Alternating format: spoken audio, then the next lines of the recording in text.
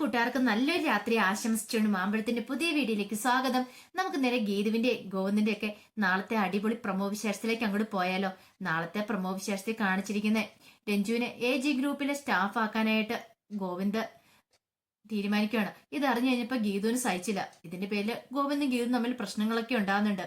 അതോടൊപ്പം തന്നെ തന്റെ മനസ്സിലുള്ള വേദനകളൊക്കെ മാറ്റാനായിട്ട് ഗോവിന്ദും ബാറിലേക്ക് മദ്യപിക്കാൻ ചെല്ലുമ്പോഴാണ് അവിടെ വെച്ച് കിഷോറിനെ കണ്ടുമുട്ടുന്നത്. പിന്നീട് കിഷോറിന്റെ വായിന്ന് വന്ന വാക്കുകൾ കേട്ടിട്ട് ഗോവിന്ദ് അവനെ പഞ്ഞിക്കിടുന്നുണ്ട്. അതിന്റെ വിശേഷങ്ങളൊക്കെയാണ് നാളെ നമ്മൾ കാണുന്നത്. ഇന്ന് തന്നെ അവസാനം കണ്ടത് ഗോവിന്ദനോട് ഗീതു ഉറപ്പിച്ചൊരു കാര്യം പറഞ്ഞു. രഞ്ജുവിനെ AG ഗ്രൂപ്പിലെ സ്റ്റാഫ് ആക്കണമെങ്കിൽ ആദ്യം അവളുടെ ഡീറ്റെയിൽസ് ഒക്കെ എനിക്ക് തരണം. അവളുടെ ബയോഡാറ്റ ഒക്കെ എനിക്ക് തന്നെങ്കിൽ മാത്രമേ അവളെ അപ്പോയിന്റ് ചെയ്യാൻ പറ്റുള്ളൂ എന്ന് പറയണം. പക്ഷെ ഇതെല്ലാം കേട്ട് കഴിഞ്ഞപ്പോഴത്തേനും ഗോവിന്ദ് രഞ്ജുവിനോട് ഈ കാര്യം സംസാരിക്കുന്നുണ്ട്. പക്ഷെ രഞ്ജു ഒരു കാര്യം തീരുമാനിച്ചു. ഒരു കാരണവശാലും ഇത് കൊടുക്കില്ല. ആ ബയോഡാറ്റ ഒന്നും കൊടുത്തിട്ട് എനിക്കൊരു ജോലി വേണ്ടെന്നാ രഞ്ജു പറയണത്. അതിന്റെ ആവശ്യമില്ലെന്നാ പറയണത്. അതുകൊണ്ട് ഗോവിന്ദേട്ടൻ ചെന്ന് അവളോട് പറഞ്ഞേരെ, ഞാൻ ബയോഡാറ്റ തരത്തില്ല. അവസാനം രഞ്ജുവിനോട് പറഞ്ഞു, ഒരു കാര്യം ചെയ്യ, നീ എനിക്ക് തന്നേരം നിന്റെ ബയോഡാറ്റാസ് ഒക്കെ, ഞാൻ അത് വെച്ചിട്ട് ഞാൻ നിന്നെ അപ്പോയിന്റ് ചെയ്തോളാം. പിന്നീട് പിന്നീട് ഗീതുവിനൊന്നും ചെയ്യാൻ പറ്റില്ലോ എന്ന് പറയാണ്. അവസാനം അങ്ങനെ രഞ്ജുവിനെ അപ്പോയിന്റ് ചെയ്യണം. പക്ഷെ ഇതറിഞ്ഞ് കഴിഞ്ഞപ്പോ ഗീതുവിന് സഹിച്ചില്ല. ഗീതു നേരെ ഗോവിന്ദിന്റെ ഇടയിൽ ചെല്ലുവാണ്. ഗോവിന്ദനോട് ചോദിച്ചു, അല്ല ആരോട് ചോദിച്ചിട്ടാ ഇതൊക്കെ ചെയ്തത്? രഞ്ജുവിനെ ആരോട് ചോദിച്ചിട്ടാ ഗോവിന്ദനെ അപ്പോയിന്റ് ചെയ്തത്? അവളുടെ ബയോഡാറ്റ ഒക്കെ തരാൻ പറഞ്ഞില്ലെന്ന് ചോദിക്കുകയാണ്. അവസാനം ഗോവിന്ദ് പറഞ്ഞു, ഞാനെന്തിനാ, എനിക്ക് അവളുടെ ബയോഡാറ്റ ഒക്കെ തന്നായിരുന്നു, അതുകൊണ്ടാണ് ഞാൻ അവളെ അപ്പോയിന്റ് ചെയ്തതെന്ന് പറയാം. പക്ഷെ വൈസ് ചെയർമാനായിട്ട് ഞാൻ ഒരാൾ ഇരിപ്പുണ്ടല്ലോ, അപ്പൊ എന്നോടൊരു വാക്ക് ചോദിക്കണ്ടേന്ന് ചോദിക്കുക. പക്ഷേ എങ്കില് ഗോവിന്ദ് അതൊന്നും കൂടെ അനുവദിച്ചു കൊടുത്തില്ല. ഗോവിന്ദ് ഗീതയോട് ദേഷ്യപ്പെടുക. ഗീതുവിന് സഹിച്ചില്ല. അവസാനം ഗീതു പറഞ്ഞൊരു കാര്യം ചെയ്യുക, അവളുടെ ബയോഡാറ്റാസ് ഒക്കെ എനിക്കൊന്ന് സെൻഡ് ചെയ്യുക, ഞാനിവിടെ കാണട്ടെ, അവൾക്ക് എത്രമാത്രം വിദ്യാഭ്യാസം ഒക്കെ ഞാനും കൂടെ അറിയട്ടെ എന്ന് പറയണം. അതൊന്നും നീ അറിയേണ്ട ആവശ്യമില്ല, ഞാൻ ചെക്ക് ചെയ്ത കാര്യങ്ങളാണ്, ഞാൻ പറയുന്നത് നീ ഞങ്ങളോട് അനുസരിച്ചാൽ മതി എന്ന് പറയാം. പിന്നീട് ഇത് സങ്കടപ്പെട്ടാണ് വീട്ടിലേക്ക് വരുന്നത്. വീട്ടിലേക്ക് വന്നു കഴിയുമ്പം രേഖ വെച്ചു, എന്ത് പറ്റി ഗീത, നിന്റെ മുഖം വല്ലാതിരിക്കുന്നത് എന്താന്ന് ചോദിക്കുക. ഓഫീസിൽ നടന്ന കാര്യങ്ങളൊക്കെ പറയാം. ഓ അതാണോ കാര്യം, നീ ഒരു കാര്യം ചെയ്യുക, ഇനി ഒരു ഇഞ്ച് പോലും വിട്ടുകൊടുക്കരുത്. ഇവിടെയാണ് നിന്റെ അധികാരം നീ പ്രയോഗിക്കേണ്ടത്. നിനക്ക് അധികാരമുണ്ട്, അതോടൊപ്പം തന്നെ അവകാശമുണ്ട്. രഞ്ജു ആരാ നിനക്കറിയണം. രഞ്ജുവിന് എന്തിനാണ് ഇപ്പൊ അവള് സ്റ്റാഫായിട്ട് ഇപ്പം ഗോവിന്ദനോട് കയറ്റി വെച്ചിരിക്കുന്നത് അറിയണ്ടേ? നീ ഒരു കാര്യം ചെയ്യുക, നിന്റെ അധികാരം ഉപയോഗിച്ച് നീ അത് ചോദ്യം ചെയ്യുക. നീ ഒരു ഭാര്യയായിട്ട് നിനക്ക് ചോദ്യം ചെയ്യുക, അല്ലെങ്കിൽ നീ AGMന്റെ വൈസ് ചെയർമാനാ, ആ പദവി ഉപയോഗിച്ച് നിനക്ക് കാര്യങ്ങളൊക്കെ അറിയാൻ പറ്റും. അതുകൊണ്ട് ഇനി നീ താഴ്ന്നു കൊടുത്തിട്ടുണ്ടെങ്കിൽ ഒരു കാരണവശാലും നിനക്ക് രഞ്ജുവിനെ പുറത്താക്കാൻ പറ്റില്ല. ഇനിയെങ്കിൽ നീ ഒന്ന് സ്ട്രോങ് ആയിട്ട് എതിരിട്ട് നിൽക്കണം ഗീതു എന്ന് പറഞ്ഞ് രേഖ ഫുൾ സപ്പോർട്ട് ഗീതുവിന് കൊടുക്കുകയാണ്. ഗീതുവിന് തോന്നി, ഇനിയിപ്പൊ താൻ ഇങ്ങനെ ഇരുന്നിട്ട് കാര്യമില്ല, എന്തെങ്കിലും ചെയ്യണമെങ്കിൽ രഞ്ജുവിനെ ഇവിടെ നിന്ന് ഇറക്കി വേണമെങ്കിൽ, അല്ലെ രഞ്ജുവിനെ കുറിച്ചുള്ള സത്യങ്ങളൊക്കെ അറിയണമെങ്കിൽ ചില നാടകങ്ങളൊക്കെ കളിച്ചേ തീരുവുള്ളൂ. കണ്ണന്റെ വായിന്ന് തന്നെ അത് കേൾക്കണം. അല്ലെങ്കിൽ ഒരുപക്ഷെ രഞ്ജു പറയണം താൻ ആരാണ്, താനും ഗോവിന്ദനും തമ്മിലുള്ള ബന്ധം എന്താന്ന് പറയണം. പക്ഷെ രഞ്ജു പറയും തോന്നില്ല ഗോവിന്ദനും. പക്ഷെ അതെങ്ങനെ അറിയും? എങ്ങനെയെങ്കിലും അത് അറിഞ്ഞാൽ മതിയാവുമെന്ന് ഗീത തീരുമാനിക്കുകയാണ്. പിന്നീട് കാണിക്കുന്ന ഗോവിന്ദ് ആകെപ്പാടെ ടെൻഷനിലായിരുന്നു. താൻ ഗീതുവായിട്ട് വഴക്കുണ്ടാക്കി. ഗീതുവിനോട് അങ്ങനെയൊക്കെ പറയേണ്ടി വന്ന ടെൻഷൻ കാരണം ഗോവിന്ദ് എന്ന ഒരു കാര്യം ബാറിൽ പോയി രണ്ട് അടിക്കാം. അത് മാത്രമല്ല, രാധികാമ്മ പറഞ്ഞ വാക്കുകളൊക്കെ ആയിരുന്നു ഗോവിന്ദിന്റെ ഉള്ളിലുണ്ടായിരുന്നേ.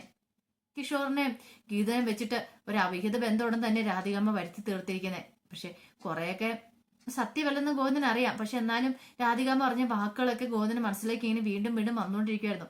അതൊക്കെ ഓർത്തിട്ടാണ് നേരെ ബാറിലേക്ക് ചെല്ലുന്നത്. അപ്പൊ അവിടെ വെച്ച് നേരെ കിഷോറിനെ കാണുവാണ്. കിഷോർ എല്ലാ പ്ലാനുകളും പദ്ധതികളും മുൻകൂർ തയ്യാറാക്കിയുള്ള നടക്കുന്നത്. അങ്ങനെ ഗോവിന്ദനെ കണ്ടു കഴിഞ്ഞു, ആഹാ ഗോവിന്ദ് സാറ് വന്നല്ലോ എന്ന് പറയണ.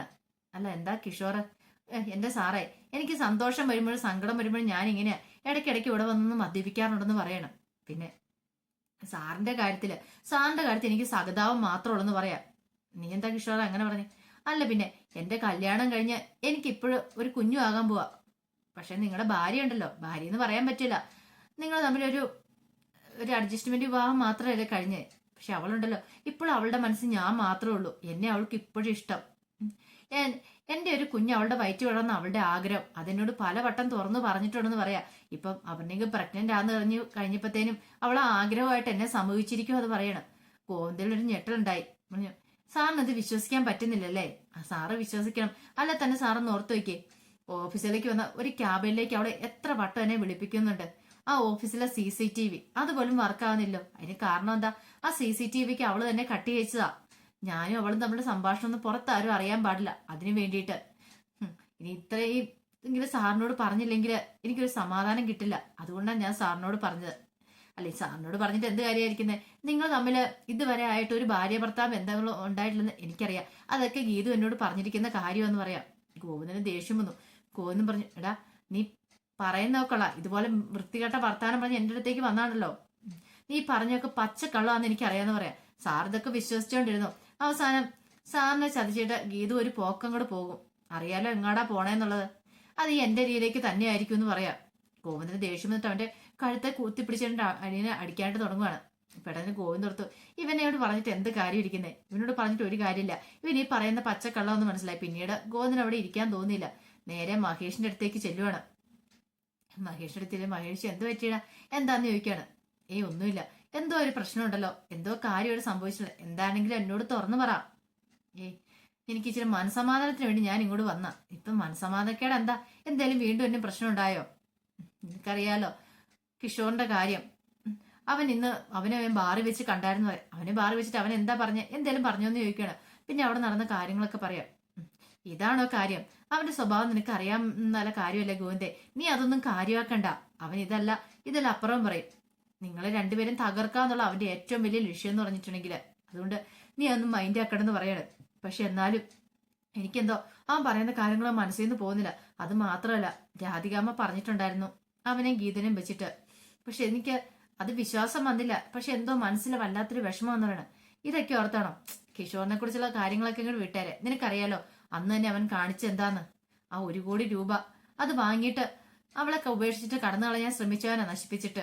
അങ്ങനെയുള്ള ഒരുത്തൻ എന്തേലും പറഞ്ഞോർത്തുണ്ട് നീ അതൊക്കെ വിശ്വസിക്കണോന്ന് ചോദിക്കണം. ഗോവിന്ദൻ എനിക്ക് വിശ്വാസം ഒന്നും ഇല്ലടാന്ന് പറയുന്നുണ്ട്. അങ്ങനെ മഹേഷ് ഗോവിന്ദനെ സമാധാനിപ്പിക്കുകയാണ്. പിന്നീട് ഗോവിന്ദ് നേരെ വീട്ടിലേക്ക് വരികയാണ്. ഈ സമയത്ത് ആ സമത തെറ്റുപോലെ ഗീത ഇരിക്കുന്നത്. താൻ തന്റെ വാക്കുകളൊന്നും കേൾക്കാതെയാണ് കണ്ണേടൻ ഇന്ന് രഞ്ജുവിനെ അപ്പോയിന്റ് ചെയ്തിരിക്കുന്നത്. അപ്പൊ തനിക്കൊരു വിലയില്ല. ഇന്ന് തനിക്കാണോ അതോ അവൾക്കാണോ ഇവിടെ പ്രാധാന്യം കൂടുതലെന്ന് അറിയണം. അങ്ങനെ രണ്ടും കൽപ്പിച്ച് ഗീത നേരെ ഗോവിന്ദന്റെ അരിയിലേക്ക് ചെല്ലുവാണ്. രഞ്ജു അല്ല, എനിക്ക് രഞ്ജുവിനെ കുറിച്ചുള്ള സത്യങ്ങളൊക്കെ അറിയണം. ഞാനല്ലേ കണ്ണേട്ടന്റെ ഭാര്യ, അതോ ഇനി അവളാണോ ഭാര്യ? പക്ഷെ എനിക്ക് മനസ്സിലാകാത്തൊരു കാര്യമുണ്ട്. കണ്ണേട്ടന് ഇത്ര ഇതായിട്ട് അവളെ സപ്പോർട്ട് ചെയ്ത് നിൽക്കുന്നത് എന്തിനാ? ഞാൻ വേണ്ടാന്ന് പറഞ്ഞിട്ടും വീണ്ടും അവളെ അപ്പോയിന്റ് ചെയ്യുന്നത് എന്തിനാ? നിങ്ങൾ നമ്മളെ ബന്ധം എന്താണെന്ന് അറിയണമെന്ന് പറയാ. ഇത് കേട്ടതും ഗോവിന്ദ് പറഞ്ഞു, ഗീതു അല്ലേ തന്നെ എനിക്ക് സമ്മതം തെറ്റിയിരിക്കുന്ന അവസ്ഥയല്ല, നീ എന്നോടൊന്നും ചോദിച്ചോണ്ട് വന്നേക്കല്ലെന്ന് പറയാം. ഗീത പറഞ്ഞു, ഇതങ്ങോട്ട് പറഞ്ഞിട്ട് അങ്ങോട്ട് പോയാൽ മതി എന്ന് പറഞ്ഞിട്ട് ഗോവിന്ദിന്റെ കയ്യിലേക്ക് കയറി പിടിക്കുകയാണ്.